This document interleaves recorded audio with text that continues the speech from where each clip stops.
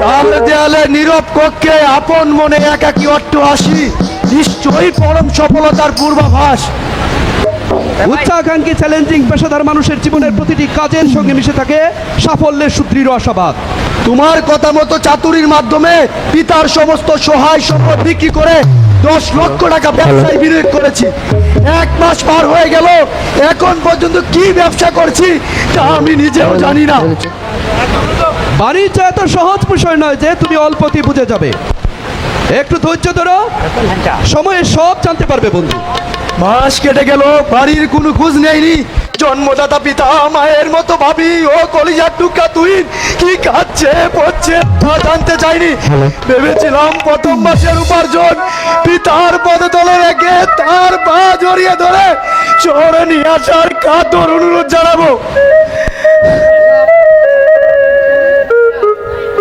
Export ইম্পোর্টের ব্যবসায় মুনাফা পেতে কিছুটা সময় লাগে। সবে মাত্র বিদেশি কোম্পানিকে মাল পার্সেসের জন্য ডলার পাঠিয়েছি। মাল আসবে, তারপর বিক্রি হবে, তারপর লাভ লোকসানের হিসাব। কিন্তু আজ এই বাড়িতে পাঠানোর জন্য আমার 1000 টাকা খুবই প্রয়োজন। কিন্তু এখন তো দেওয়ার মতো কোনো টাকা আমার কাছে নেই। যেভাবেই হোক কর্জ হিসাবে আমাকে 10,000 টাকা দাও, সময় মতো কেটে নিবে। বললাম তো আমার কাছে দেওয়ার মতো কোনো টাকা নেই। তাহলে আমার 10 লক্ষ টাকা ফেরত দিয়ে দাও, ব্যবসা আমি করবো না। যখন তখন চাইলেই তো 10 লক্ষ টাকা ফেরত দেওয়া যায় না। তাছাড়া তোমার সাথে আমার অংশীদারি ব্যবসার চুক্তি নামায় সেটা স্পষ্টভাবে উল্লেখ রয়েছে।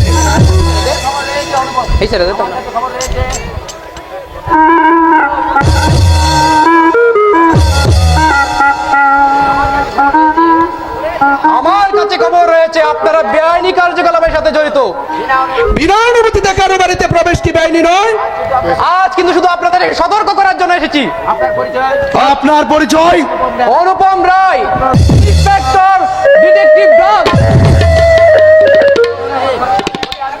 আমি খুবই আনন্দিত ইন্সপেক্টর সাহেব, আপনি আমার বাড়িতে এসেছেন। কি খাবেন বলুন? আমি আপনার বাড়িতে খাওয়া দাওয়ার জন্য আসিনি। আমরা কি অন্যায় করেছি যে আপনি আমাদেরকে সতর্ক করতে এলেন? এই প্রশ্ন আমাকে না করে নিজেকে করুন, আশা করি যত উত্তর পেয়ে যাবে। আপনাকে কেউ ভুল তথ্য দিয়ে থাকবে ইন্সপেক্টর সাহেব। জানেন তো আমরা ব্যবসায়ী, এই প্রতিযোগিতামূলক মার্কেটে আমাদের শত্রুর কোনো অভাব নেই। আমি আপনাকে ফার্স্ট এবং লাস্ট ওয়ার্নিং দিয়েছি অবশ্যই। ব্যবসার নাম করে পর্দার অন্তরালে সমাজ বিরোধী কাজে লিপ্ত থেকে বাংলার যুব সমাজকে ধ্বংসের দিকে ঠেলে দেবেন না। আর যদি করেন তাহলে এই টিভি ইন্সপেক্টর অনুপম রায়ের কবল থেকে কিছুতেই রেহাই পাবেন না। পূর্বে তুমি শরাব পান করতে, এটা আমি জানি, কিন্তু তোমার শরাব কার্যক্রমে লিপ্ত ছিলে এটা আমি জানতাম না। তোমার সাথে যৌথ ব্যবসায়ী অংশীদার হয়ে আমি ভুল পথে পা বাড়াচ্ছি না তো জাফর? টাকার জন্য পুলিশ পারে না এমন কোনো কাজ নেই। আমি সুপ্রতিষ্ঠিত ব্যবসায়ী, মাসওয়ারা যেন নিয়মিত দিয়ে যায়, এই জন্যই হম্বিতম্বি নাটক। কিন্তু এই গোয়েন্দা পুলিশ অফিসার দৃঢ়তার সহিত একাকী বাড়িতে এসে যে হুঁশিয়ারি দিয়ে গেল, এটা নিতান্তই অমূলক। এটা বিশ্বাস করতে মন যে কিছুতেই সাই দিচ্ছে না বন্ধু। পুলিশের চাল তুমি বুঝবে না দোস্ত। ও ও আচ্ছা আচ্ছা, 10,000 টাকার জন্য কি যেন বলেছিলে তুমি? আমার মন ছটফট করছে, আমি বাড়িতে যাব, যেভাবেই হোক 10,000 টাকা আমার খুবই প্রয়োজন। আজ বিকেলের মধ্যেই টাকা পেয়ে যাবে। তার পূর্বে তুমি লাঞ্চ সেরে তৈরি হয়ে নাও বাড়িতে যাবার জন্য। আর হ্যাঁ, বাড়িতে যাওয়ার পূর্বে আমার উত্তরে ক্লায়েন্টের কাছে আমাদের মালের কিছু স্যাম্পল পৌঁছে দিয়ে যাবে। কতদিন যাবৎ বাবাকে দেখিনি, তুহিনের সমুদর কণ্ঠে লালাহিত চাচ্চু ডাক শুনিনি, বাবির হাতে সুস্বাদু রান্না উদরে পড়িনি। আজ সন্ধ্যার ট্রেনে আমি বাড়ি যাচ্ছি, যেমন করেই হোক তোমাদেরকে সাথে নিয়ে তবেই টাকা ফিরবো বাবা, তবেই টাকা ফিরবো। বাড়িতে পিতার কাছে তোমার আর যাওয়া হচ্ছে না বন্ধু। তার পূর্বেই মাদক দ্রব্য সহ তুমি হাতে নাতে গ্রেপ্তার হবে। পৈতৃক বাড়ির পরিবর্তে দীর্ঘদিনের জন্য তোমার টাই হবে কারাগারের লৌহ পিঞ্জরে।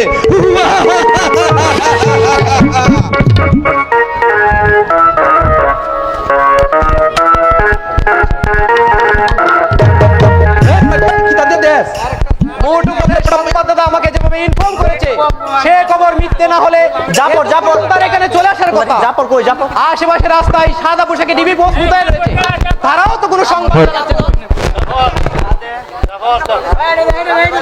আরে জাফর না তো, হাই বলো না, আরেকটা জাফর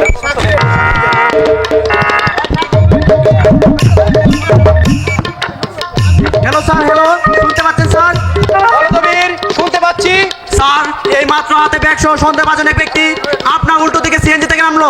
তাকে অনুসরণ করো দবির। স্যার, সে আপনার দিকে আসছে।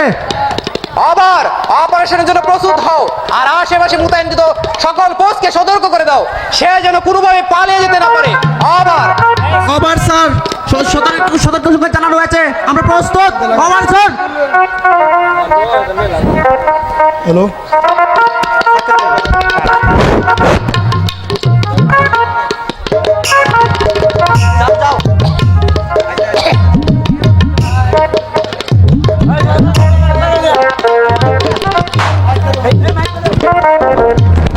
এই যে ভাই 58 নম্বর বাড়িটা কোন দিকে বলতে পারেন? সামনের ওই সাদা রঙের 9 নম্বর বাড়িটায় 58 নম্বর বাড়ি। আপনি কার কাছে যাবেন? সেকান্দার আলী জোয়ারদারের কাছে। আপনার ব্যাগে কি আছে? আপনাকে যেন কোথায় দেখেছি, মনে পড়েছে, আজ সকালে আমার বন্ধু জাফরের বাড়িতে গিয়েছিলেন। বাজে কথা রেখে ব্যাগ খুলে দেখান। ওই দুবিধা।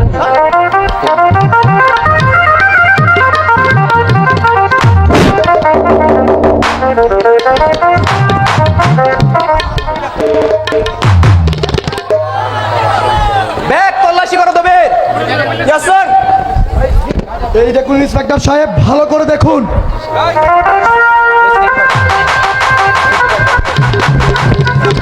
Hello hello hello hello hello hello hello hello hello hello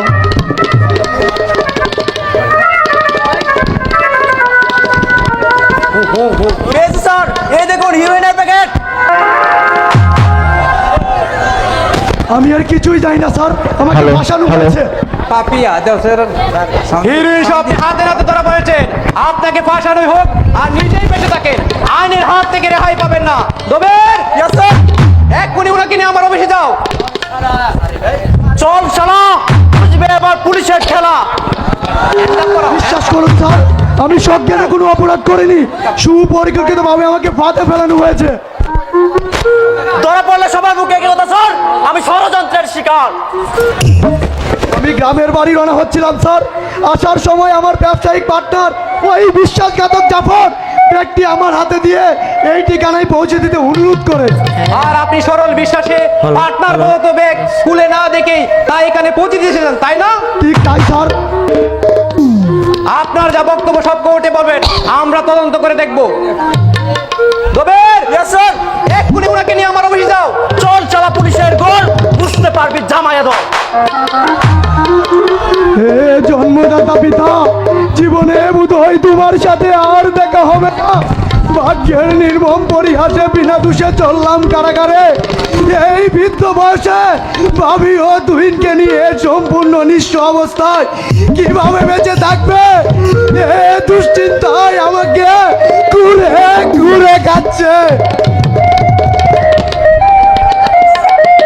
আজ 3 দিন হলো সুশীতল ছায়াযুক্ত পরিবেশ ছেড়ে